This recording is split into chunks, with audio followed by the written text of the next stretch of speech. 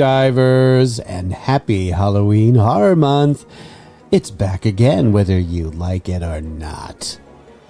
I'm Tom Feeney, vampire dental hygienist, Emmy Award-winning producer, and writer for Wings Chop Movie Magazine.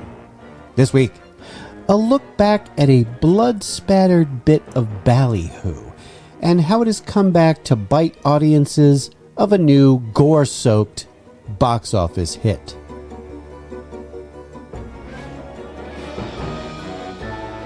In October of 2024, the third installment of an improbably successful film franchise was released to incredible box office numbers.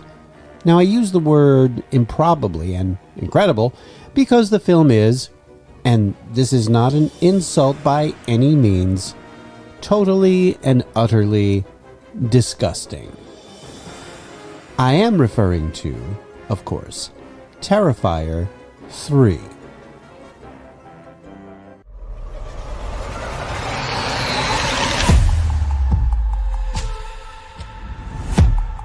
I saw him today. Who? How can you be sure it was really him? I could feel it. Who is this Santa? He's scaring my kid. Yeah, he's scaring me too. Hey, Santa's handing out presents!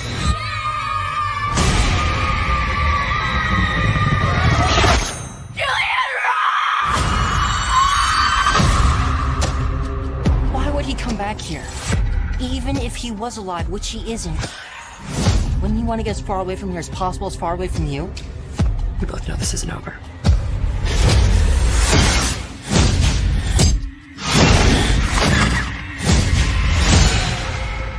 I have to go back to the Terrifier. It's still buried there, isn't it? It might be the only thing that can stop them.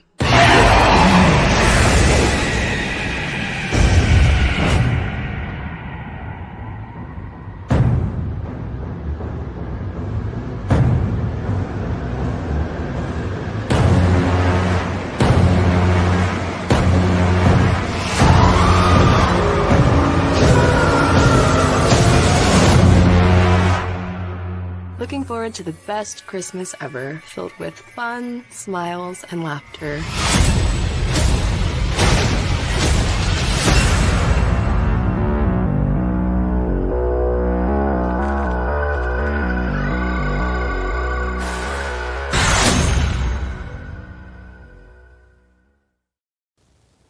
In the grand tradition of holiday-themed horror films like Silent Night, Deadly Night, Black Christmas, and Krampus, Terrifier 3 marks the return of everyone's favorite malevolent mime, Art the Clown. And this time, Art wasn't clowning around. This entry in the Terrifier franchise grossed around $21 million in its opening weekend, totally trouncing the other clown-themed franchise, Warner Brothers and DC's Joker sequel. How bad? Well, the Joker movie during the same weekend grossed a decidedly unfunny $930,000. Yeah, I bet you'd wish you'd released that Batgirl movie then, huh? Now, if you've listened to previous episodes of Hollywood Hype, you are no doubt aware that the motion picture industry's marketing machine can come up with some pretty interesting and even bizarre ways to promote their movies. Looking back, many of the gimmicks used to get patrons into seats seem somewhat quaint by today's standards, but they did set the stage for what was to come. Horror movie distributors, especially of the low-budget variety, had to resort to some pretty creative means to entice folks to spend their dollars. Way back in the very first edition of Hollywood Hype, we talked about the career of the master of the movie gimmick, William Castle. Now, his first film, the 1958 classic Macabre, was financed and directed by Castle himself. When the movie had finished production, Castle didn't feel like he had a classic on his hands at all. He knew that, in order to get people interested, he needed something more. Something to get the public intrigued. In Castle's autobiography, Step Right Up, I'm Gonna Scare the Pants Off America, Castle told how he had an epiphany of sorts about how to market the film. One word: insurance.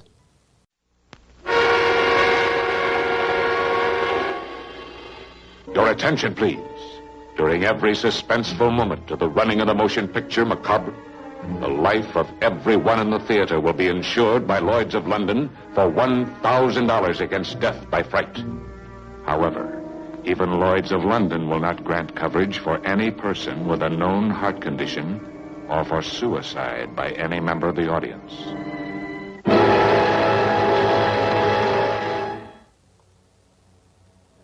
Castle met with representatives of famous insurer Lloyd's of London and created a very unique insurance policy, one that would cover any audience member's death by fright to the tune of $1,000.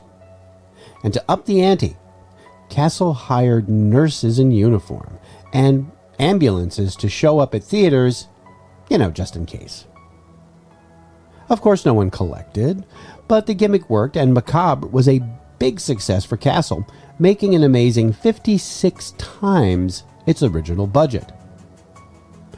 That gimmick was used several times since then, but as the years rolled on, movies became bloodier, gorier, and more shocking. A new gimmick was needed to bag more bodies into the cinemas.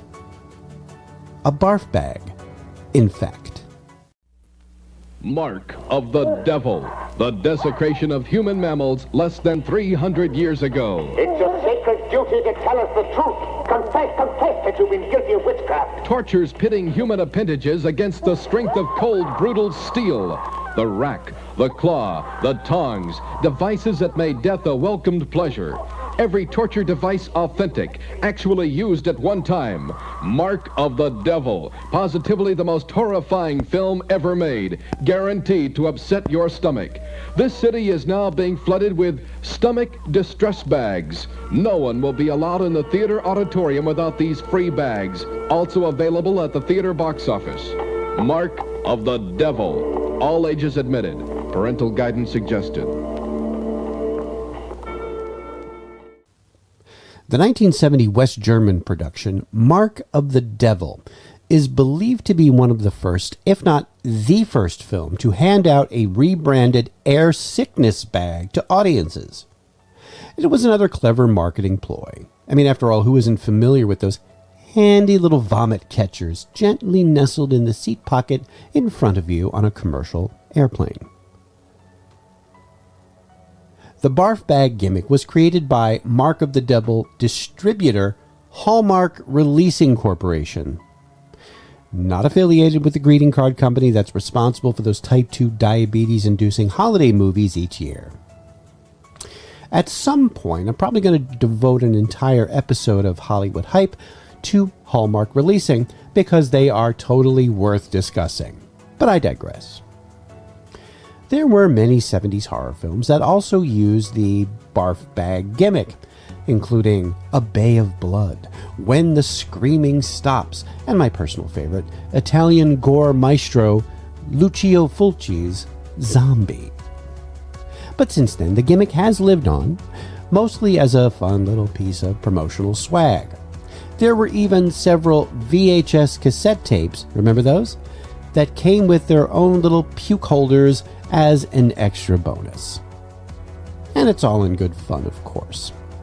There are even those, believe it or not, who collect these sick sacks as a hobby.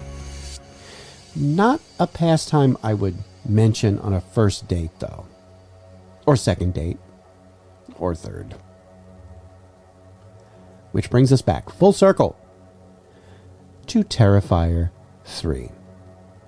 There have been sightings of, you guessed it, branded barf bags being distributed to theater patrons at select screenings.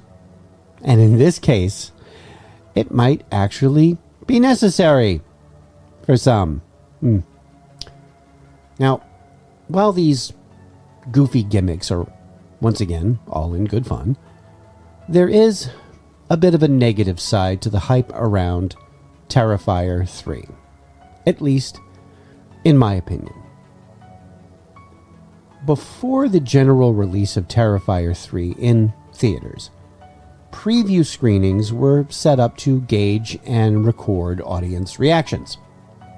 There were numerous reports in the news media of people leaving the theater after becoming ill due to the incredibly graphic nature of the violence shown on the screen.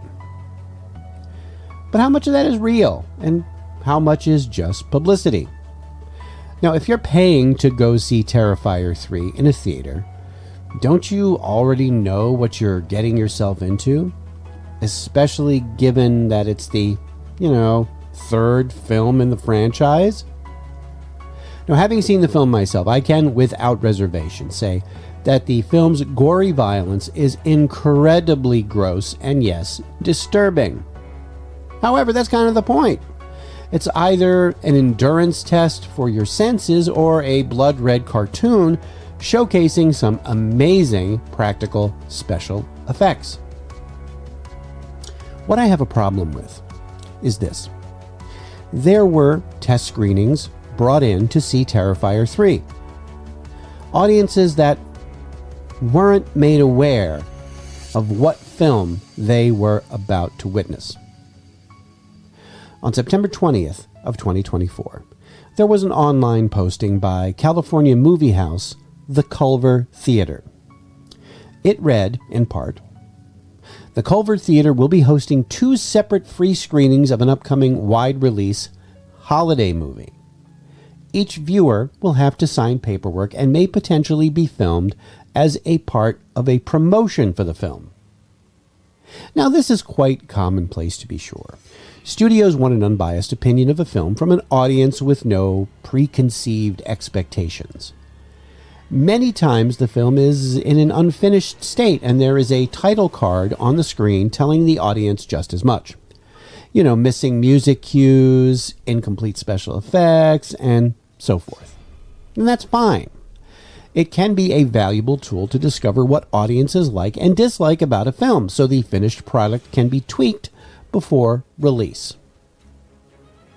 Having said that, bringing an audience into a theater to watch a film like Terrifier 3 with no idea what they are being subjected to, except it being a holiday movie, people who would likely never go see something as intense and disturbing as this movie by choice, is irresponsible at best, and at worst, cruel and emotionally damaging to certain individuals.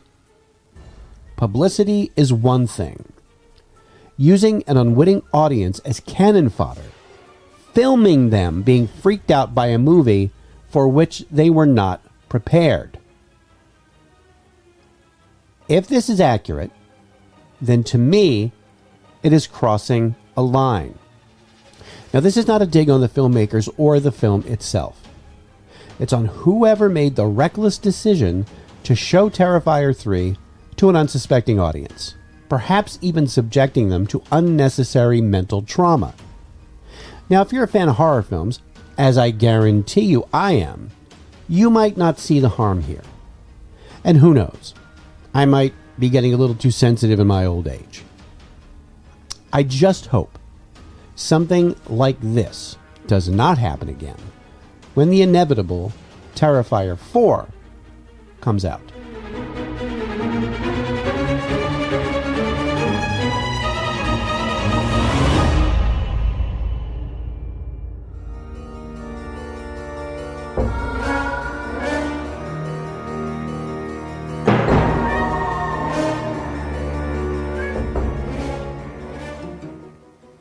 And on that somewhat downbeat note, we are done with week 3 of Halloween Horror Month 2024.